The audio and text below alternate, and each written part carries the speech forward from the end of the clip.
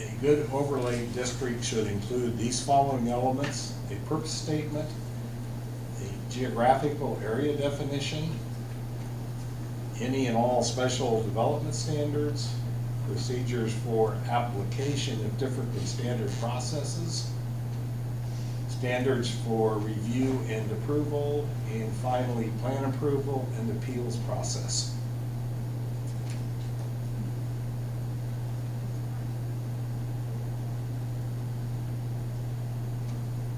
Considerations in developing overlay districts: they can be overlooked by property owners or developers. If they research only the zoning ordinance, they might miss these. They do add complexity, especially if a property falls within multiple overlay zones. That's not likely something that we're going to face, since the only overlay zone we have today is our downtown historic preservation district, and we don't even refer to that as an overlay district, but it effectively is. Need to balance additional regulations with potential increases in cost to develop, or said differently, don't want the overlay to be a disincentive or impede development in the area. The overlay district can be as simple or as complex as we would want it to be.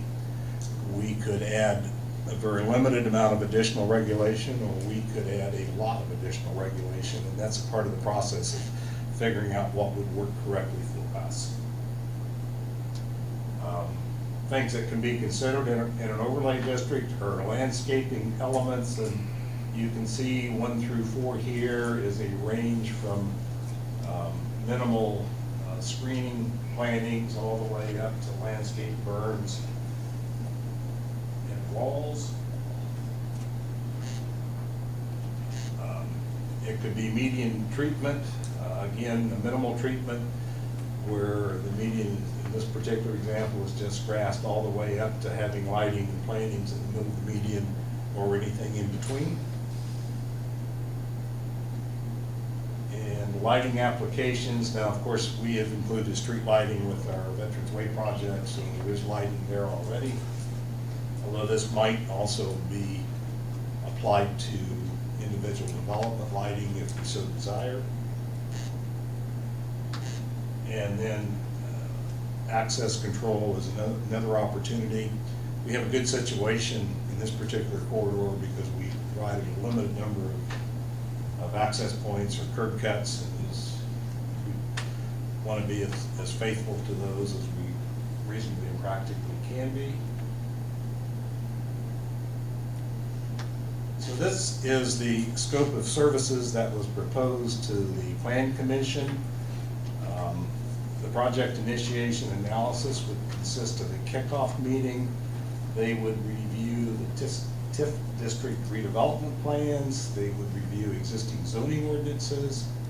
They would hold a stakeholders meeting, and this would be very important. We want all of the people that would benefit or disbenefit from this process to have a voice in what happens.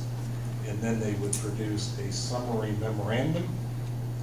And then they would assist us with drafting the ordinance, and that would consist of the amendment outline. There would be a steering committee, either an actual steering committee or the Planning Commission itself could conceivably do this through the commissions. There would be amendment drafting. Steering committee would meet again and review that draft, and then they would produce a finalized draft, and then it would come before the City Council for adoption. Their proposed fee for doing this is $23,600. Some questions that Cynthia put forth to the Plan Commission was, would we want to use a steering committee or have the Plan Commission do this? If it's done through the Plan Commission in the regular monthly meetings, she said it will be a 5 to 6 month process. A steering committee could probably meet a little more often and move the process forward a little more quickly. I can share with you that the Plan Commission made a motion to forward this to council for possible funding, and that motion was unanimous, I think. 7-0. The Plan Commission seemed to be very interested in this, but uncertain as to the level of regulation that would be appropriate, and that's part of the process of doing this kind of a task. So the question comes, is this something the city wants to do to the point of paying for it? And if so, how do we pay for it?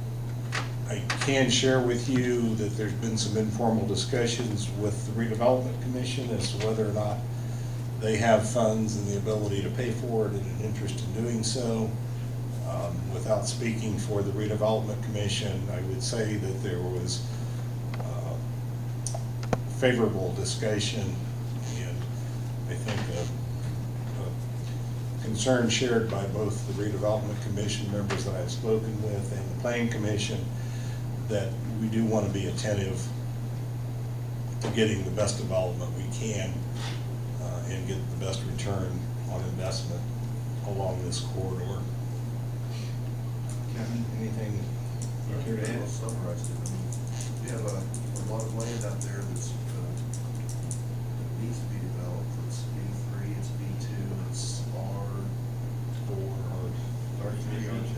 Yeah. And did you email you forwarded to the Planning Commission members that have uses that are for B3s, B2s, before that to the commission members? To the council? Council. I did not. Right now, much of the property, I don't have a map with me, much of the property west of Moscow Road is B3. And B3 is heavy commercial district, and you're allowed warehousing, you're allowed household storage units, you're allowed some uses that might not be what we think we're shopping for there. Regardless of the overlay district, it may be appropriate for the Planning Commission to consider a different zoning there, or it may be a matter of we proceed with your overlay district of dealing with the development standards in such a way that we can regulate those businesses out of that neighborhood. So what's the difference between, say, creating a new zoning type for that area versus an overlay district?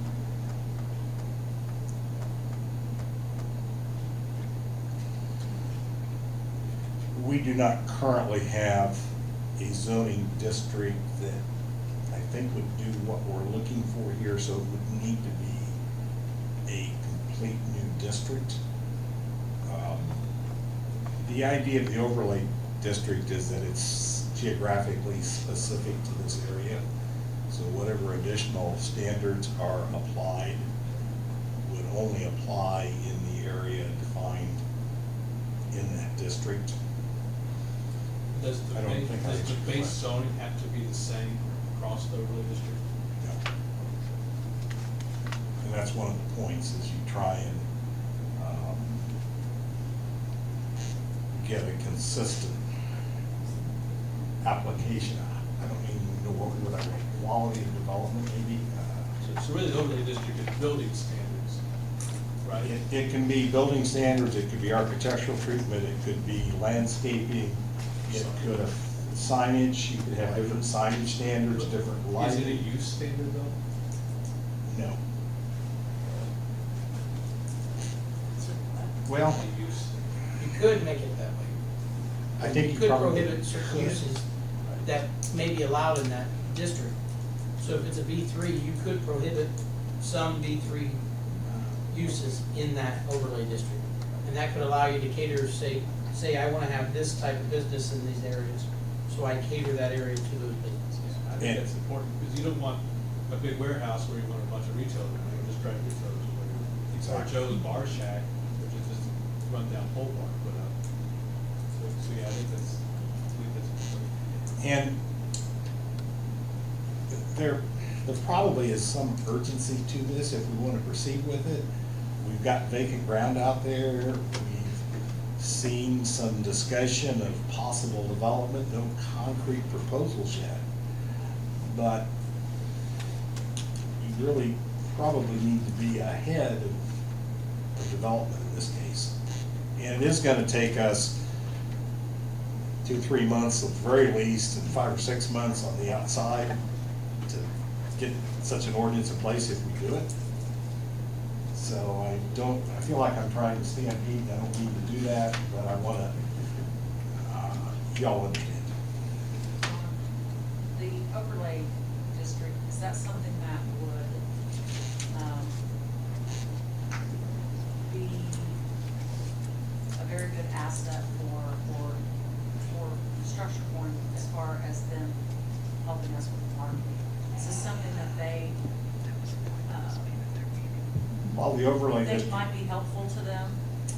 Have Well- you talked to them about it? I have not talked with them about it, but part of what the overlay district gets us is a guarantee to people willing to invest in that neighborhood as to the overall quality of development that a good neighbor can do.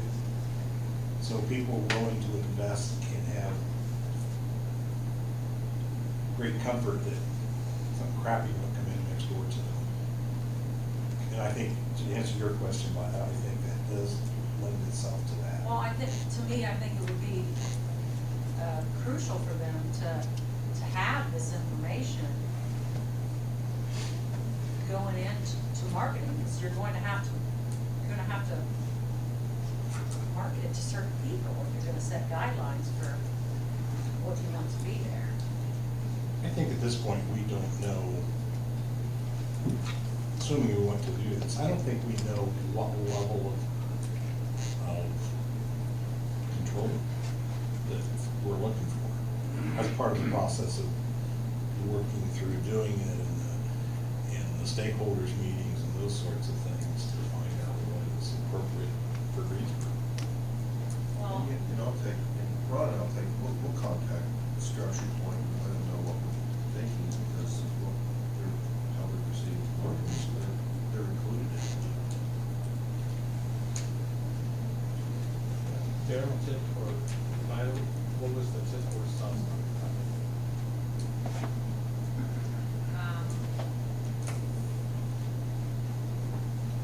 that was all very new. They haven't formally in a meeting discussed the funding. We know about it. Yeah. And I've had conversations with various members, and I had positive response, but that's no commitment. I mean, really, when you think about it, $23,000 is really not that much, consider what you've got out there, what you've got invested in the area. It needs, I hate that it's just sitting there. On the other But hand, then you look- again, I don't wanna set up, I don't wanna see really strict guidelines set up out there where you're not going, you're Who's gonna push the people final away. approval of the overlay district? Will that come back to the council? There will be an ordinance, I believe. Okay, so it'll come back to us to approve. So if you were talking, you said a steering committee, to do this, because it would take less time than what the planning commission would do.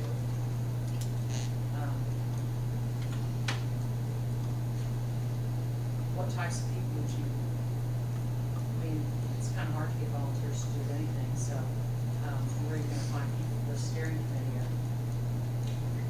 I think certainly we would want representation from the planning commission. There will be some kind of appeal process, I think, if we do such an ordinance, where I don't know who that would be, if that would be the planning commission, would be the appeal body, or if it would be the board of zoning appeals. And if so, then representation from them perhaps. If the TIF is wanting to fund it, I would hope somebody from there would be willing to work with this. Yeah, that's what I was going to say. I wonder if legally the TIF could even fund something like that. Yeah, that would have to be. I know it's pretty strict. Isn't that one of the things that I asked It's you? one of the things we thought about. Yeah. I believe it could be, I don't remember now the exact answer, I think. believe it could be included under the umbrella of the Veterans Way project. And the redevelopment commission has hired consultants. I think both financial consultants and the design consultants doing the work. Beyond that, it's more of a Chris question, I think, than mine, but and certainly if it can't be done, it can't be done. We don't want to. Yeah, and I'm not saying one way or the other, I'm just kind of raising the flag that could be. We need to assure possible. ourselves that that's the Right. avenue we pursue. I'll check on that, because that'll definitely be a question. When does TIF work? The 20th. Thursday.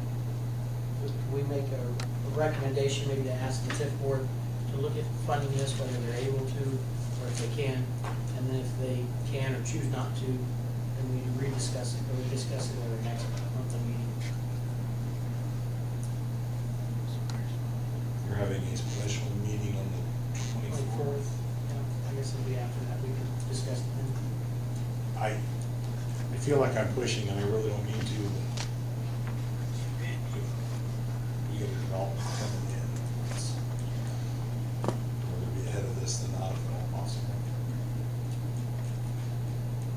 In the meantime, we can seek out potentially interested parties and serving the steering committee.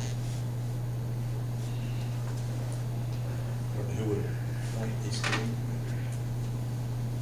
My vision, assuming that a steering committee is developed, is that that steering committee would come to the planning commission with a recommendation. The planning commission would review that recommendation, forward it to you all as council. So I think it's better just have the planning commission. Yeah. Bypass Commission that. want to do that? You want to do that, James? We could meet twice or whatever, I don't know how often we need to meet to keep it moving. I would I think think- you have several members on there that would be willing to participate. I think there's at least one member of the redevelopment commission that would like to participate. Maybe more, but they have to be Oh, I'm sure. And the planning commission is one who I mean, you're ultimately gonna be in charge of it, right? the planning commission. Yeah. I mean, That's what I'm basically, thinking. Yeah, they're ultimately gonna be in charge of the regulations, so.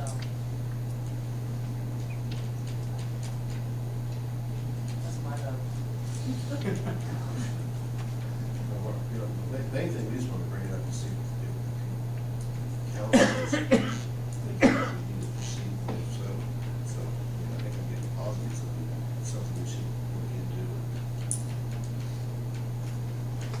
Yeah, I support it. I know that the EDC board has expressed concern and would like to see something like this as well for that area.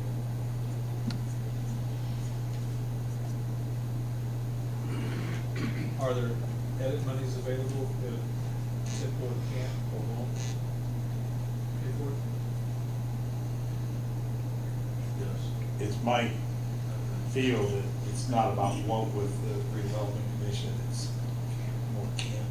Is that a fair assessment, you think? Our guidelines are pretty. I think the members that I've spoken with see this as worth doing. Well, my feeling is we need to have some protection. It's been $6 million out there. And for that road, we need to have some say in what's going on out there. I agree with that, but I don't want it to be so.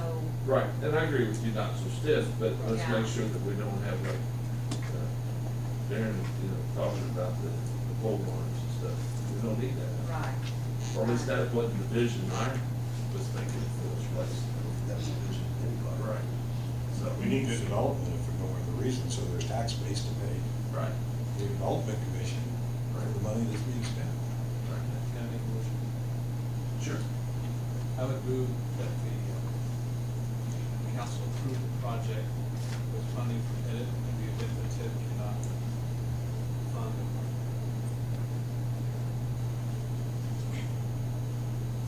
Second.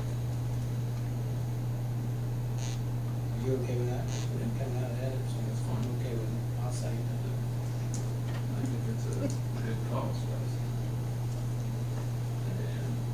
discussion? Okay, all in favor, say aye. All opposed? Passes. And we will put that on the redevelopment commission agenda. We'll put it on that. Will we bring it back to the 24th? I don't think based on Darren's motion, I don't think it's necessary. Okay, thanks. Okay.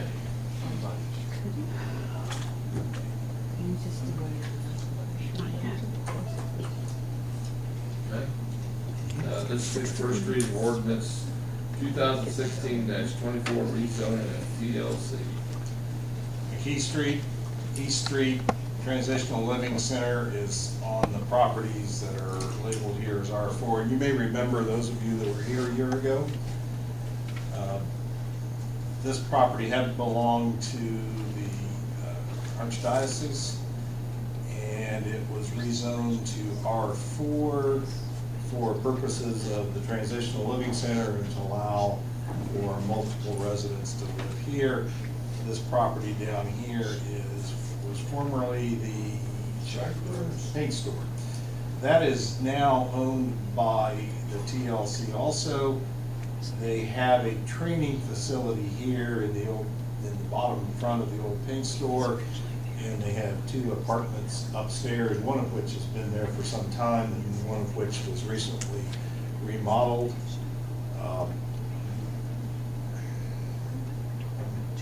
We're looking to add a couple more. They're wanting to add some more apartments downstairs. It doesn't fit in the R2 zoning district that this property is. In doing a little bit of research, I discovered that R4 and R3 are virtually the same zoning, with one exception, that you can put a mobile home court in an R4 that you cannot put in an R3. Plan commission thought this probably is a good location for a mobile home court. So the ordinance before you is to rezone what had previously been rezoned from R2 to R4 and the parcel down here, and make the whole thing R3. It permits multiple family units and does not permit.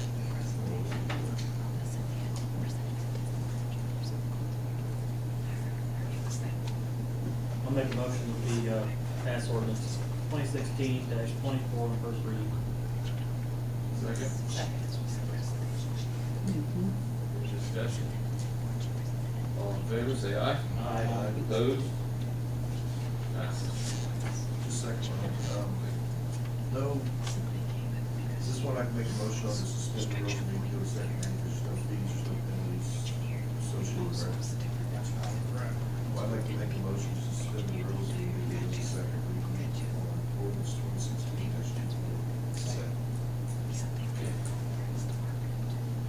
Any more discussion? All in favor, say aye. Aye. Okay, now need another motion. So moved. Second. Okay. And first, second motion on the second reading of ordinance 2016-24. All in favor, say aye. Aye. Opposed? Okay, passes 1 and 2. Actually, you just like. I know, I walked away from it. So Dan, who, thanks, Chris. Well, let's see, this time. Found it, Phil, and second. Okay, now on the first reading of ordinance 2016-25. Zoning of the police and street department. Right here, this property that I'm outlining here belongs to the city of Greensburg, with this being the police station and this being the street department. This on the end here actually belongs to the Central Indiana Railroad. And then, of course, the railroad property itself is zoned I-1. It's all zoned I-1. When we processed the building permit for the remodel of the police station, it became apparent that our industrial I-1 district does not provide for public buildings.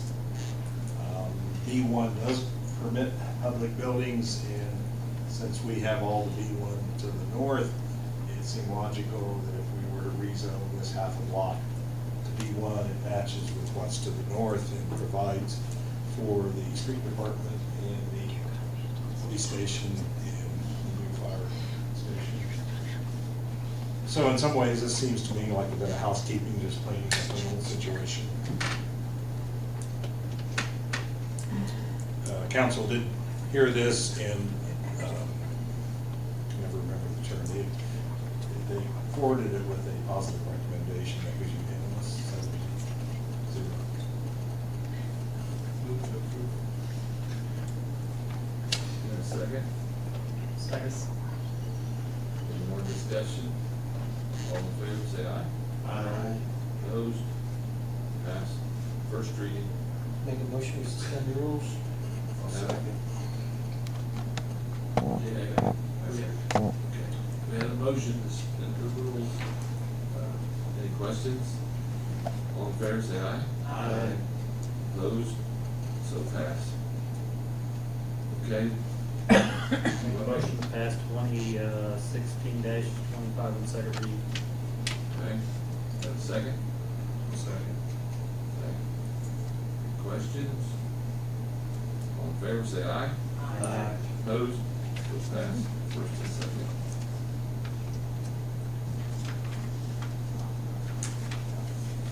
Okay. Resolution 2016-3, the adoption of Title VI implementation plan. Title VI of the Civil Rights Act of 1964 is amended, provides for equal treatment of all people where federal funds are applied.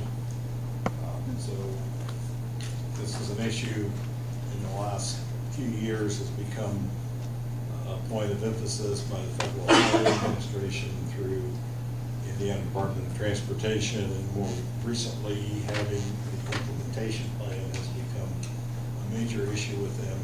And I make reference to Federal Highway because they are the ones really promoting this. But in fact, anytime we receive federal funding at any level, it could be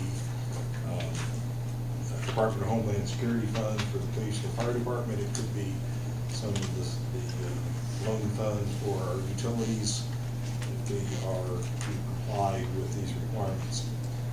A month or so ago, I emailed you, or I think Sarah emailed you, a copy of a draft. The resolution before you is to adopt that draft. There were two changes. One was we added a complaint log, because that's one of the requirements, is that we log any complaints that we get. And the other change was I took the word draft out of the watermark on all the pages. Otherwise, it's the exact same language as the draft you saw a month ago. In writing this, it was modeled extensively after the Indiana Department of Transportation implementation plan, making the kinds of appropriate changes that make it something the city can reasonably implement.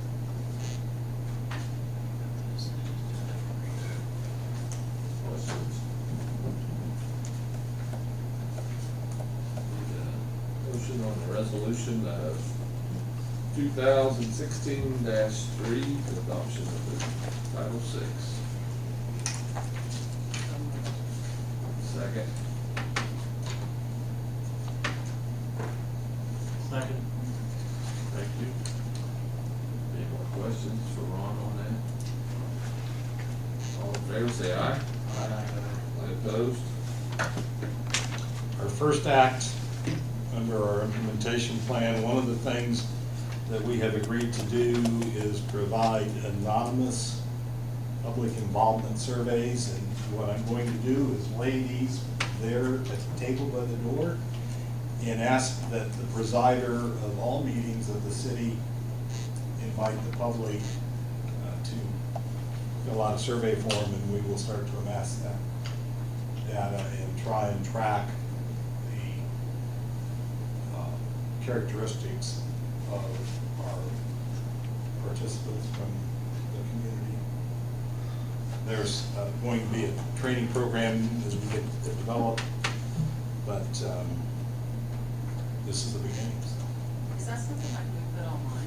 it will be put online. Okay. The implementation plan, The survey? yes, we could do that also. It will be in the plan. One of the things that NDOT tracks is there are several things. Our implementation plan actually consists, if you read in the resolution there, our assurance and our, I forget what all is in here at the moment, but there are several key components, and we put them all in the plan, and your resolution covers them. But all that stuff will be online. It's part of the public accessibility of this document.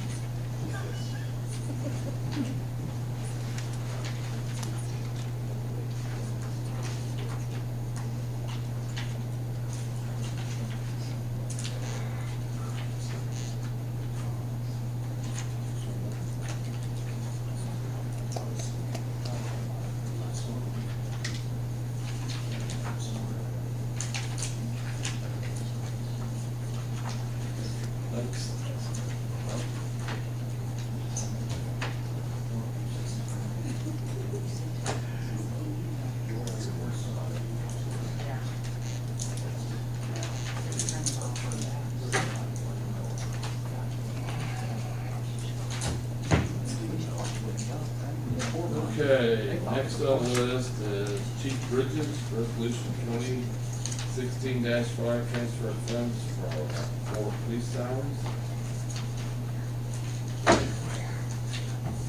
Okay, this is to kind of piggyback off what Umbaugh said earlier, reference to some appropriation funds that were shorted. So I'm bringing the resolution in front of the council, which we've talked about before. There is a slight correction I need to make in the fourth paragraph. The 15,000 needs to be changed to 20,000. Pretty much what I'm doing is moving 50,000 from two different funds into the police salaries to help cover salaries for the remainder of 2016.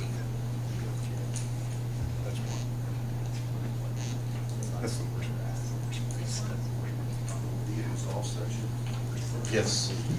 Yeah, it should be 20,000 instead of 15 out of the operating supplies.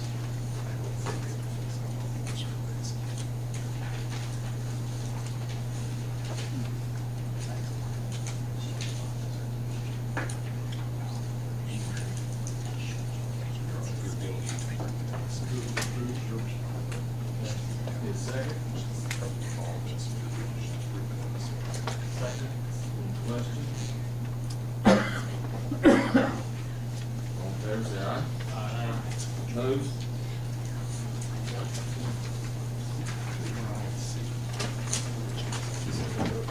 Okay. Do we have to do the old order? This could be the 32nd, that meeting went well. But everything was talked about tonight was talked about in the board, work meeting.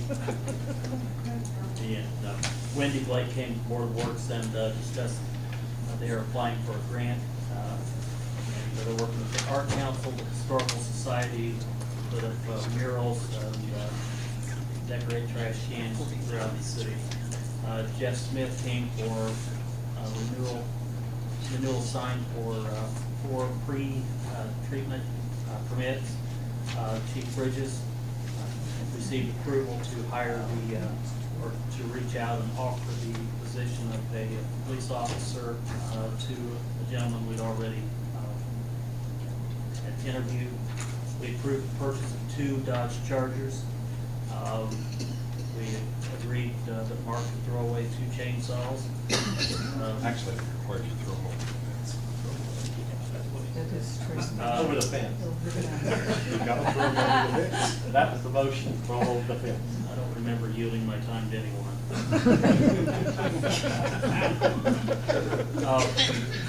need to be more We had a bid abandonment that we approved where on the 7 projects that we approved last month, one of the contractors did not respond in a timely manner in the time allotted to him. We decided to abandon the bid and award to the second lowest bidder. And then we approved trick or treat for the 31st from 5 to 8 and trunk or treat from the 29th from 5 to 7.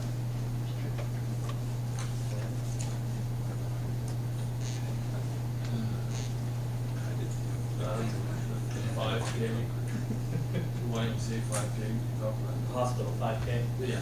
Hospital 5K run, we approved that. Well, actually, we didn't have to approve it because there will not be any closings. Okay. Is there anything else that needs to be brought up?